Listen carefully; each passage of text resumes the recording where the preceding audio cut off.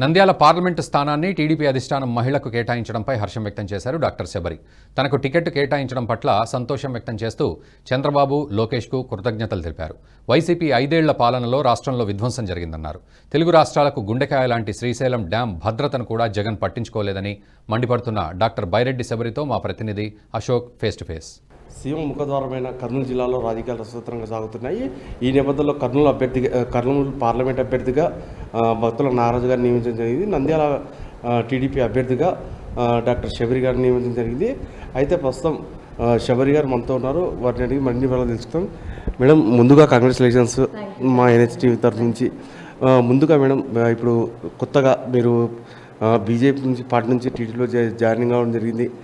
దీనిపైన మీ ఫీలింగ్ ఎలా ఉంది?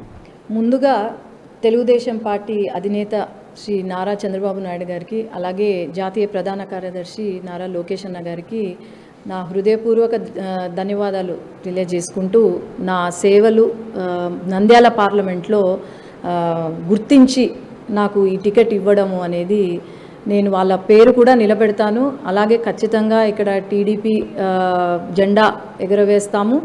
ఆ అధికారంలో కూడా వస్తుంది టీడీపీ.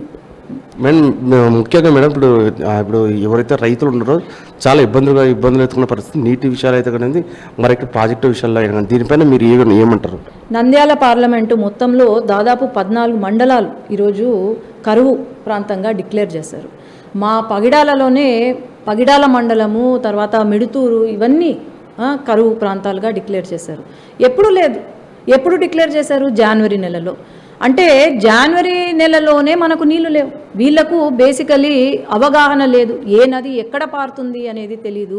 ఎప్పుడు గేట్లు వదిలితే కేసీ కెనాల్కి, లేకపోతే గేట్లు వదిలితే మనకు నీళ్ళు వస్తాయని తెలీదు. ఏ ప్రాజెక్టు పూర్తి చేస్తే ప్రజలు బాగుపడతారు అని వీళ్ళకు తెలియదు.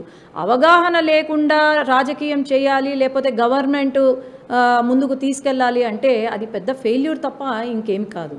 కాబట్టి ఖచ్చితంగా ఈ రైతులను ఆదుకోవాలి. తెలుగుదేశం పార్టీ ఎప్పుడూ కూడా రైతన్నని ముందుకు తీసుకెళ్ళి వాళ్ళ కష్టాలను తీర్చేలాగా చేసింది తప్ప ఇంకా వేరే ఏమీ ఉద్దేశం లేదు. అలాగే ఇప్పుడు కూడా మొట్టమొదటి ఇది రైతన్నను ఆదుకోవడమే తప్ప ఇంకేం లేదు. ముఖ్యంగా మేడం, ఇప్పుడున్న పరిస్థితులు అంటే ప్రాజెక్టులు ఏమైనా ఉన్న కావచ్చు, పరిశ్రమల విషయాల్లో మాత్రం గత ప్రభుత్వంలో తెస్తాన్న పరిశ్రమలు కూడా ఏవి చేయలేకపోయింది గత ప్రభుత్వం. మీరు అది ఒకవేళ మీరు విజయం సాధించాక ఏ విధంగా ముందుకెళ్తారు అక్కడికి? ఏ ప్రభుత్వమైనా ఒక పరిశ్రమకో లేకపోతే ఒక ప్రాజెక్ట్కో శంకుస్థాపన జరిగింది, అప్పట్లోపల ఆ 5 years పూర్తి చేసినప్పుడు దాన్ని కంటిన్యూ చేసే బాధ్యత ఆ ప్రభుత్వాన్ని. అది కంటిన్యూ చేస్తే వాళ్ళకే మేలు జరుగుతుంది. ఈరోజు ఎన్ని పరిశ్రమలు శంకుస్థాపన వేశారు, కానీ ప్రభుత్వం మారడంతో దాన్ని కంటిన్యూ చేసే బాధ్యత వీళ్ళకు ఉందా లేదా? అందరూ ఆలోచన చేస్తున్నారు. ప్రజలందరికీ తెలిసిపోయింది ఎవరికి ఓటేస్తే మన బ్రతుకులు మారుతాయి, పేదరిక నిర్మూలన ఏ ప్రభుత్వము వల్ల అవుతుంది అనేది తెలిసిపోయింది. కాబట్టి ఖచ్చితంగా తెలుగుదేశం పార్టీ గెలవబోతుంది, అధికారంలోకి వస్తాము. ఇక్కడ నంద్యాల పార్లమెంట్లో ఓటమి అనే ఇదే లేదు. మెజారిటీ ఎట్లా గెలవాలా అనేది, మెజారిటీ ఎట్లా తెచ్చుకోవాలని మా ముఖ్య ఉద్దేశం.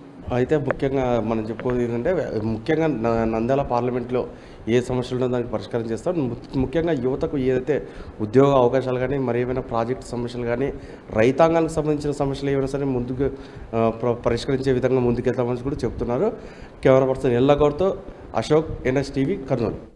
ఈ వీడియో మీకు నచ్చినట్టయితే లైక్ చేయండి, 10 మందికి షేర్ చేయండి. అలాగే కామెంట్ల రూపంలో మీ అభిప్రాయాలను మాతో పంచుకోండి. Nationalist hub group of channels ను సబ్స్క్రైబ్ చేసుకుని తెలుగునాట జాతీయవాద జర్నలిజాన్ని ప్రోత్సహించండి. ఈ వీడియో కింద ఉన్న బెల్ ఐకాన్ పై క్లిక్ చేయడం మర్చిపోవద్దు.